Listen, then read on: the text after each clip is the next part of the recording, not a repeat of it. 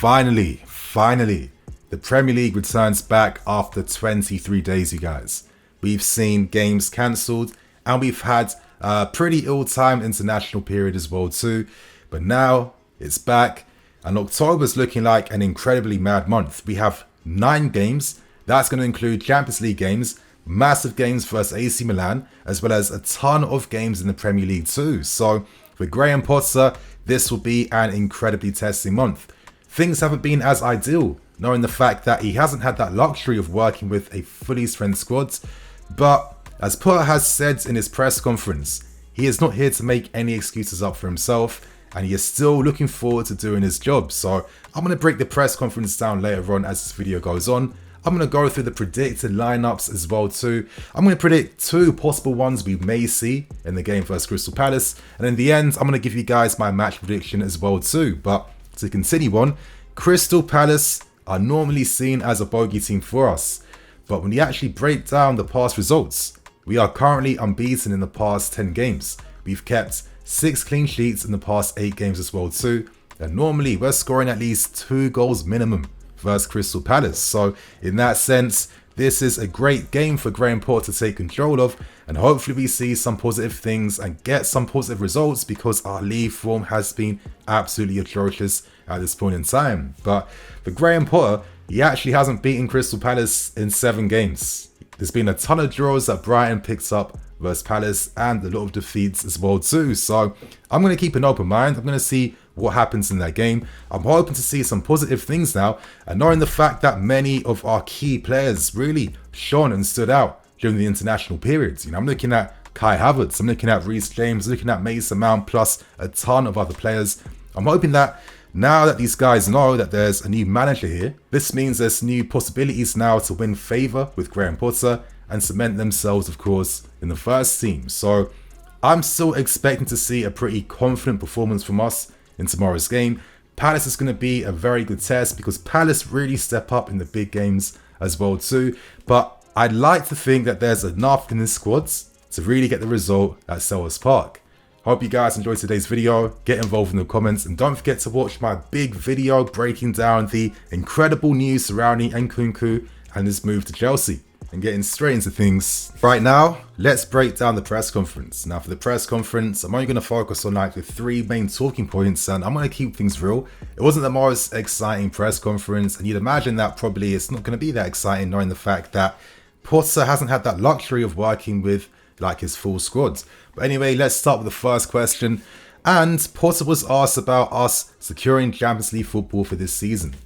Now with his answer, it wasn't really as concrete. He didn't categorically say, listen, I need to get top 4. Champions League is the bare minimum for the season, like you might have seen with like Tuchel or previous managers. Instead, Potter kind of revealed that he's taking things on a game-by-game basis, which I guess makes a lot of sense. You don't want to have too much crazy expectations at this point in time.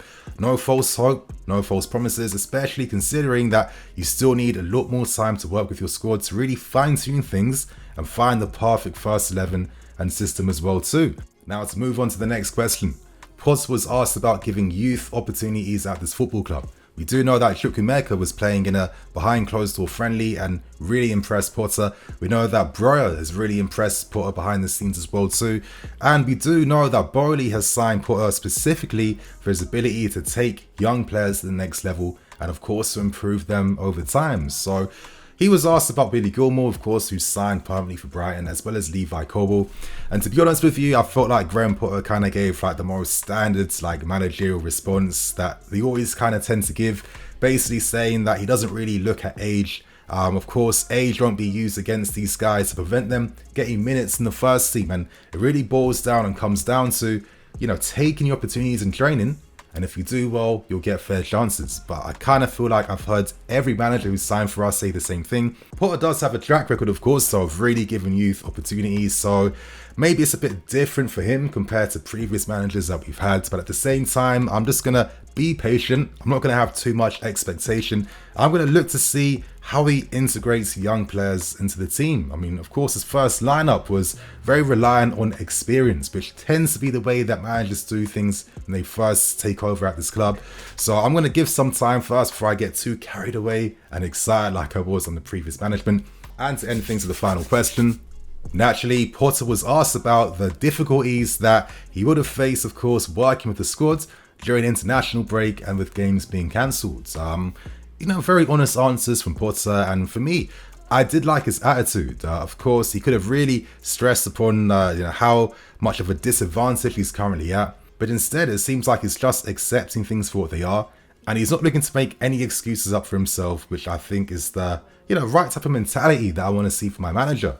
Potter was basically saying that of course it's not helpful that you don't have like the entirety of your squad to work with, but he has used match analysis data and is working alongside the players who remains during international periods, and he's still going to use his resources that he has effectively. So there's no excuses for not finding smart resolutions to things based on, of course, all the things and tools he has to work with. To continue on, it did feel like Potter is just accepting the reality. At the same time, he has been given a 5-year deal. He has been given certain assurances as well from Todd Bowley. So he's in a pretty safe position at this point in time, regardless of how our first season goes. And, to end with my observations, of course, in the press conference, he did talk about the atmosphere currently with the squad, mentioning how positive it was and how welcoming the players were, of course, working under him and working with him.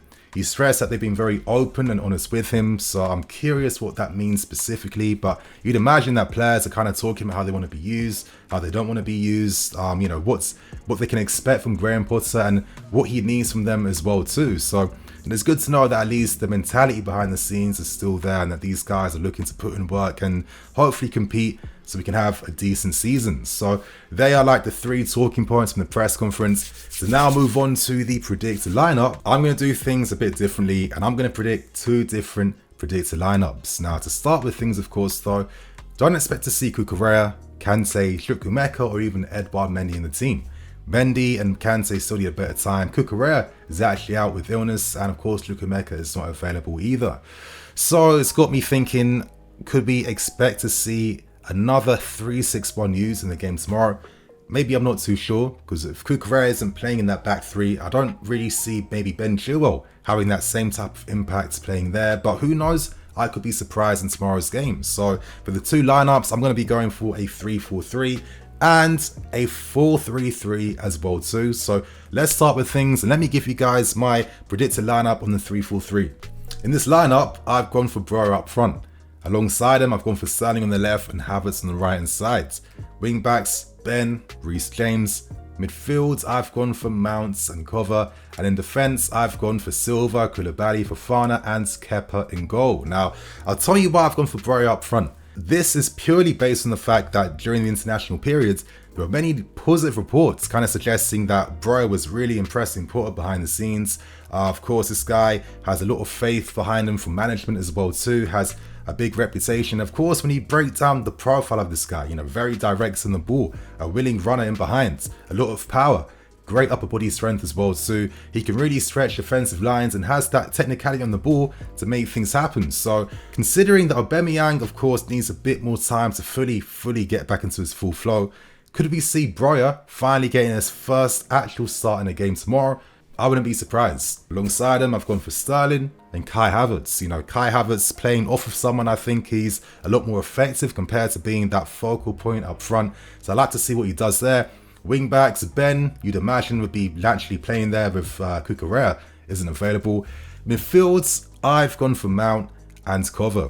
The reason why I've gone for Mount is that I can't really imagine Graham Potter not introducing him into the team. Maybe Cover will be the guy who sits a little bit deeper. Mount is one of those guys that can kind of play everywhere. He can play out wide, in the middle as a cam, and in midfield in a 3 and a 2. That's what makes him very interesting to coaches and managers. So could we see something a bit different with Mount kind of impacting the game from a deeper position? I'm going to be open to see what happens with that. But at the same time, if he doesn't play there, don't hold it too much against me, you guys.